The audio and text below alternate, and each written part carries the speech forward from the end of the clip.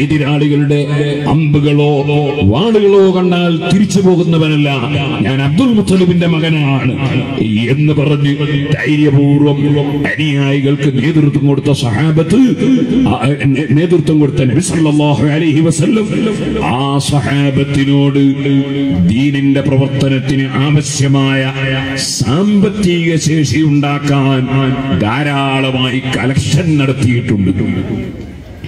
അങ്ങനെയാണ് ദീൻ ഇവിടെ പ്രചരിപ്പിച്ചിട്ടുള്ളത്. നമ്മുടെ സംഘടനക്ക് സ്ഥിരം വരുമാനങ്ങളൊന്നും ഉണ്ടാകില്ല.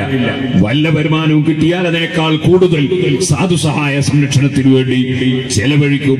3 കോടി റുപ്പിയ ചെലവഴിച്ചു വാങ്ങിയ സ്ഥലത്ത് 10 കോടിയുടെ വലിയ സ്ഥാപനം പാവപ്പെട്ട അതുപോലെ തന്നെ വിഷമിക്കുന്ന ക്യാൻസർ രോഗികൾക്കും കൂടെയുള്ളവർക്കും മറ്റ് രോഗികൾക്കും കൊടുക്കാൻ വേണ്ടി നാം 3 കോടിയോളം രൂപ ചെലവഴിച്ച് തിരുവനന്തപുരത്ത് സ്ഥലം വാങ്ങി വെച്ചിട്ടുണ്ട്.